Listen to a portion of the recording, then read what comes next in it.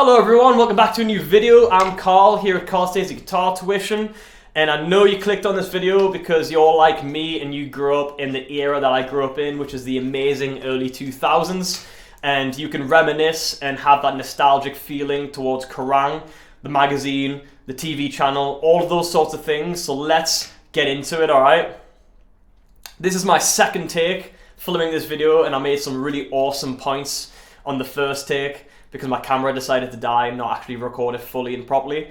So hopefully I can remember all of the points that I made, because I don't script any of these videos. I just do it from here because I talk about things that I love and I'm passionate about, so I feel like I don't need to script them.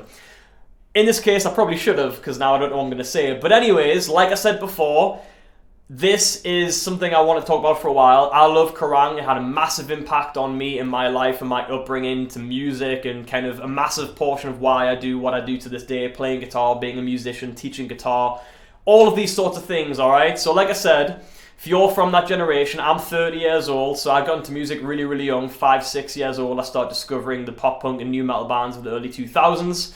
I watched the TV channel religiously as a kid. We're talking all of those videos, like all the Blink videos, the Smooth Criminal, Alien Ant Farm video, Papa Roach videos, the Linkin Park videos, like One Step Closer, Crawling, Paper Cut, all of those types of videos and all of those types of bands, alright? You know them, you love them as much as I do if you clicked on this video, so it's all good.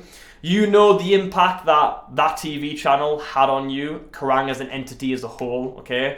I remember sitting religiously hours and hours and hours as a kid in front of the TV, as you do, cross-legged, and just watching video after video after video after video of all these different bands, getting all this exposure to all this awesome, incredible music of the early 2000s, and just kind of getting lost in that and sucked into that and really exploring it and loving it. And then I remember, fast forward a few years, my dad's friend that he worked with, instead of chucking away the magazine when he was finished reading it, we had this sort of like long-term unofficial agreement where he would pass the magazine on to my dad. He would then pass it on to me. So then I got exposure as much as the TV channel. I started getting that magazine, that tangible hands-on magazine, flipping through the pages, seeing all of the bands, pulling out the posters and sticking them on my wall. Getting all the known information on the kind of the things to know at the time, whether it was gigs or albums coming out, new bands, and what bands we're actually up to. Obviously, we're talking about a very different era these days, very different experience. You've got the social media, you've got the streaming, you've got all that sort of stuff, YouTube, etc. for music videos, so it's a very different experience, and the kids growing up these days are definitely going to have a different opinion on all these sorts of things in years to come. But again, if you're of my generation, which this video is catered to and directed to, hello, thank you for clicking on the video. You'll remember as much as me how much of an impact that had on you as a kid and into your teenage years and things like that. And for that reason, I want to do this video to kind of talk about it because I love it and I'm passionate about it and I want to reminisce about it a little bit. Maybe we can talk about it down below in the comments as well.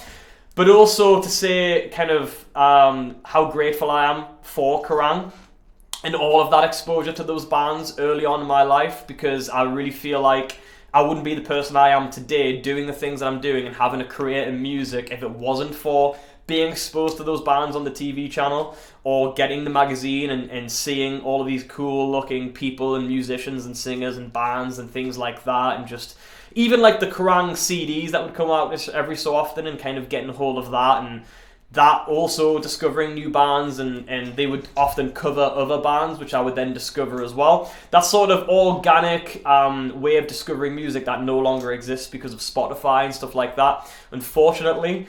But yeah, of its time, really incredible stuff. Just had such a good experience doing that as a kid. And like I said, I truly feel like that had a massive impact on my generation. I'm 30 years old, so if you're like sort of 30, 40, maybe even more, that time period most likely impacted you, whether it was the magazine, the TV channel, things like that. I can almost assume and guess you read the magazine or you watched the TV channel and kind of was exposed to all those same things that I was exposed to, and I can almost assume that you're probably still a die-hard music fan to this day, going to gigs and seeing all these bands to this day. Maybe you're working in music or you're in a band like me and it's kind of impacted you massively. even down to my guitar choice right here. Seeing all the bands playing PRS back in the day on music videos, that really impacted me. So when I started playing guitar, I was like, I know what guitar I want, I'm gonna get it. Or tattoos, right? I would see all these bands with all these cool looking awesome tattoos, and that had an impact on me. So when I was old enough to get tattoos, I was like, I'm gonna get loads of tattoos because I love them, I love the way they look, I love the art, things like that. So it kind of goes more in further than just the music itself, and obviously self-identity and finding yourself and having that kind of really amazing community of punk, rock, metal and alternative that still exists in different ways to this day.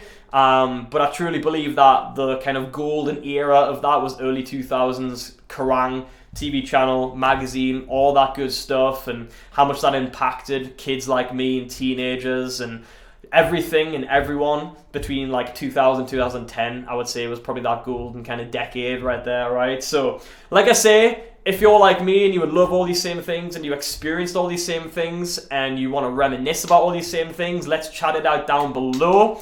Otherwise, thank you very much once again for watching, and stick around for more videos to come in the future.